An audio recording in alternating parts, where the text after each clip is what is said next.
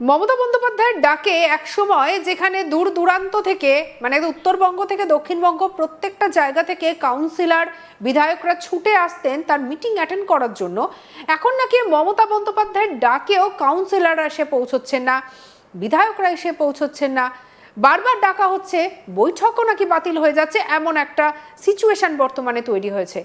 কালীঘাটে একটি মিটিং হয়েছে, কিন্তু সেই মিটিং থেকেও যে ফলপ্রসূ যে কিছু আলোচনা বেরিয়েছে তেমনও কিছু জানা যাচ্ছে না। তাহলে পুরোটাই যে সিচুয়েশনটা তৈরি হয়েছে আসলে কি সেটা পরিবর্তন হচ্ছে, তৃণমূলের অন্দরের পরিবর্তন নাকি বিজেপির মোহ, এই নিয়ে উঠেছে একাধিক প্রশ্ন। আমাদের সঙ্গে আলোচনায় রয়েছেন আমাদের কলিগ অনির্বাণের কাছে অবশ্যই আসবো, তবে অরূপ চক্রবর্তী ঠিক কি বলেছেন এদিনের এই বৈঠকের পরে, চলুন আগে একটু শুনে নিই। ঐক্যবদ্ধ থাকা সবচেয়ে বড় কথা। আপনারা জানেন আজকে কলকাতা পুরসভার অধিবেশন যেইভাবে বন্ধ করা হয়েছে, এটা শুধু আনডেমোক্রেটিক নয়, এটা একেবারে স্বৈরতন্ত্রের সোচ্চার পদক্ষেপ। কলকাতা পুরসভার অধিবেশন চলবে কি না চলবে, কবে হবে সেই সিদ্ধান্ত নেওয়ার ক্ষমতা আইন একমাত্র পুরসভার অধ্যক্ষা মালা রায়কে দিয়েছে। ঠিক যেভাবে বিধানসভা কবে অধিবেশন হবে সেই সিদ্ধান্ত যেরকম বিধানসভার অধ্যক্ষ নেন, লোকসভা কবে অধিবেশন হবে লোকসভার অধ্যক্ষ নেন, তেমনি একইভাবে কলকাতা পুরসভার অধিবেশন কবে হবে 1980 কলকাতা মিউনিসিপ্যাল কর্পোরেশন অ্যাক্ট অনুযায়ী এই সিদ্ধান্ত নেওয়ার এখতিয়ার এক এবং একমাত্র স্পিকার মালা রায়ের।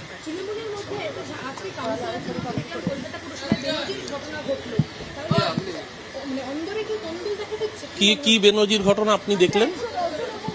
তৃণমূলের টোটাল কজন কাউন্সিলর? 136। গত হাউসে তৃণমূলের কজন কাউন্সিলর উপস্থিত ছিলেন? আজকে যতজন উপস্থিত ছিলেন তার 70% না, তার বেশি ছিল না, তার থেকে অন্তত 30% কম ছিল। আজকে বরঞ্চ ন্যাচারাল দিনে যে টার্ন আউট থাকে তার থেকেও বেশি কাউন্সিলররা আজকে পুরসভায় উপস্থিত ছিলেন, এবং তার মধ্যেও মিসলিড করা হয়েছে মিথ্যে প্রচার করে। গতকাল রাতে কলকাতা পুরসভার কন্ট্রোল রুম থেকে প্রত্যেক কাউন্সিলরকে ফোন করে মিথ্যে তথ্য দেওয়া হয়েছে যে কালকের অধিবেশন স্থগিত করা হয়েছে। কলকাতা পুরসভার কন্ট্রোল রুমের দায়িত্বে কারা ছিলেন গতকাল তাদের বিরুদ্ধে এনকোয়ারি হোক। এই আমি আপনাদের সামনে গতকালকের ফোন দেখাচ্ছি। কলকাতা পুরসভার কন্ট্রোল রুম থেকে রাত 8:08 আমার কাছে ফোন আসে, ইনকামিং কল। এই ফোনে বলা হয়েছে অধিবেশন স্থগিত করা হয়েছে। এই মিথ্যে কথা বলেছে কে, কার নির্দেশে এই মিথ্যে কথা বলা হয়েছে? আমি পরিষ্কার দেখাচ্ছি, কলকাতা পুরসভার কন্ট্রোল রুম থেকে ইনকামিং কল। কেন এই মিথ্যে কথা বলা হয়েছে? যেই অধিবেশন স্থগিত করার এখতিয়ার কোনো ইলেক্টেড বডি বা সিলেক্টেড বডি কারুর নেই অ্যাপার্ট ফ্রম চেয়ারম্যান। মালা রায় ছাড়া এই অধিবেশন ডাকারও এখতিয়ার কারুর নেই, স্থগিত করারও কারুর নেই। যে ঘটনা ঘটেছে সেটা ফ্যাসিজমের চূড়ান্ত পদক্ষেপ। এটা তো স্টেট ইলেকশন কমিশন ঠিক করবে, যেদিনই হবে তৃণমূল লড়বে।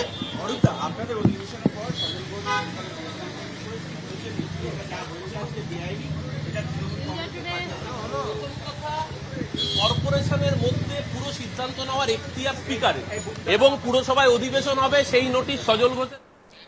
একেবারে অনির্বাণ, এই যে ছবিটা জানো, অরূপ চক্রবর্তীকে আমরা সাধারণত যেভাবে দেখেছি খুব শান্ত মেজাজের, কিন্তু তাকে দেখা গেল এদিন কিন্তু তিনিও খানিকটা বিরক্ত, তিনিও যেন খানিকটা মেজাজ হারাচ্ছেন, এবং তার একটা মারাত্মক অভিযোগ যে কন্ট্রোল রুম থেকে ফোন এসেছিল এবং বলা হয়েছিল যে এই যে বৈঠক সেটা স্থগিত। আর এখান থেকে কিন্তু দেখো প্রশ্ন তুলছে যে ফোনটা কে করেছিল, ফোনটা কারা করেছিল। তাহলে কি এই অভিযোগটাই কি তাহলে তৃণমূলের অন্দর থেকে আসছে যে ভুল বোঝানো হচ্ছে, ভুল পথে চালনা করা হচ্ছে? দেখো, একেবারে এই মুহূর্তে দাঁড়িয়ে তৃণমূলের অন্দর থেকে কিন্তু এই অভিযোগ বারবার করে উঠছে। তুমি জানো যে ভোটে হারের পর থেকে কিন্তু বিভিন্ন অভিযোগ উঠেছে। আমরা দেখেছি যে প্রথমত তো মমতা বন্দ্যোপাধ্যায়, অভিষেক বন্দ্যোপাধ্যায়, তৃণমূল কংগ্রেসের তরফ থেকে ইভিএম ট্যাম্পারিং, কাউন্টিং এ লোক ঢুকতে না দেওয়া, এজেন্টদের বসতে না দেওয়া, এই ধরনের কথাবার্তা, এই ধরনের অভিযোগ কিন্তু ইতিমধ্যেই করা হয়েছে। এবং তার পাশাপাশি এখন কিন্তু আগামী দিনে এটা সব থেকে বড় গুরুত্বপূর্ণ বিষয়, কারণ 1 বছরও সময় হাতে নেই। 1 বছরের আগেই এবারের কাউন্সিলর যে নির্বাচন কলকাতা মিউনিসিপ্যাল কর্পোরেশনে, সেই নির্বাচন হবে। এবং সেই নির্বাচনে যখন আমরা দেখব যে একেবারে শহর কলকাতা সহ পশ্চিমবঙ্গের দায়িত্বে রয়েছে এই মুহূর্তে বিজেপি, সেই বিজেপি আমরা দেখে থাকি যে বিভিন্ন সময় দেখেছি যে এই কাউন্সিলর ইলেকশনে যারা রাজ্যের দায়িত্বে থাকে তাদেরই কাউন্সিলর বা তাদেরই কাউন্সিল অধিবেশনে তাদেরই হাউস গড়া হয়। অর্থাৎ তৃণমূল বিধানসভায় থাকলে তৃণমূল হাউস গড়ে, কলকাতা মিউনিসিপাল কর্পোরেশনের বা এর আগে সিপিআইএম করেছে। ফলে সে জায়গায় দাঁড়িয়ে এটা স্পষ্টত দেখা যাচ্ছে যে এই মুহূর্তে আগামী দিনে তাহলে কি বিজেপি এবারে কলকাতা মিউনিসিপাল কর্পোরেশনের ক্ষমতা দখল করতে চললো, হুম। এবং সেইটা রোখার জন্যই কিন্তু শেষ প্রচেষ্টা, অর্থাৎ এই যে কফিন রয়েছে সেই কফিনের শেষ পেরেকটা কিন্তু এই কলকাতা মিউনিসিপাল কর্পোরেশনেই রয়েছে। কারণ একটা জিনিস বলে রাখি, বিধানসভা দখল হয়ে গিয়েছে।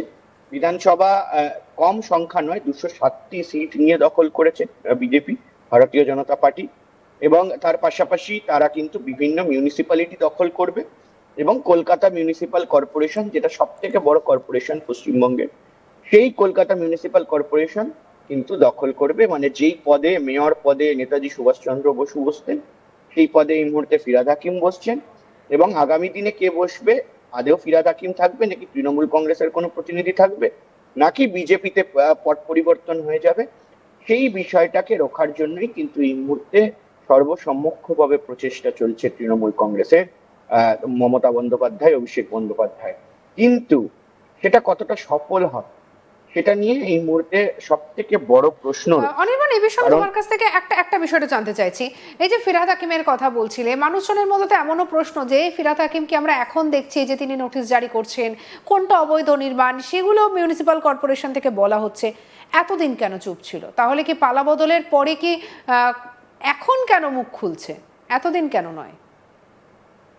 দেখো, একটা কথা বলে রাখি, এই মুহূর্তে দাঁড়িয়ে তথ্যটা দিয়ে রাখি যে ফিরহাদ হাকিম তিনি কিন্তু এই নোটিশটা জারি করেননি বা তিনি নোটিশ জারি করছেন না। এটা স্পষ্ট হওয়া দরকার মানুষের কাছে, আমাদের ভিউয়ার্সদের কাছে, যে ফিরহাদ হাকিম তিনি নোটিশ জারি করেননি বা তিনি নোটিশ জারি করছেন না। নোটিশ জারি করছেন সিনিয়র অফিসার বা ইঞ্জিনিয়ার যারা রয়েছেন এই মুহূর্তে পাবলিক ওয়ার্কস ডিপার্টমেন্ট বা বিল্ডিং ডিপার্টমেন্টের, যারা কলকাতা মিউনিসিপাল কর্পোরেশনের সিনিয়র আধিকারিকরা থাকেন, যারা ইঞ্জিনিয়াররা থাকেন, তারা এই নোটিশটি জারি করে রিভিউ এর পরে। হয়তো এই ইঞ্জিনিয়ার তারা রিভিউ করার পরে এই নোটিশটি মনে হয়েছে তাদের যে নোটিশ সার্ভ করা দরকার, সে কারণে তারা সার্ভ করেছেন। এবং সে জায়গায় দাঁড়িয়ে কিন্তু মেয়রও কোনো হস্তক্ষেপ করতে পারছেন না। এবারে বলে রাখি, এটা যদি তৃণমূল কংগ্রেসের সরকার হতো তাহলে কিন্তু এই চাপটা অফিসারদের ওপরে বা ইঞ্জিনিয়ারদের ওপরে থাকতো, হয়তো যে তারা নোটিশ সার্ভ করতেই পারতেন না, তারা নোটিশ দিতেই পারতেন না। এই চাপটা হয়তো তাদের ওপরে তৈরি করা হতো। তখন মেয়রের একটা ভূমিকা ছিল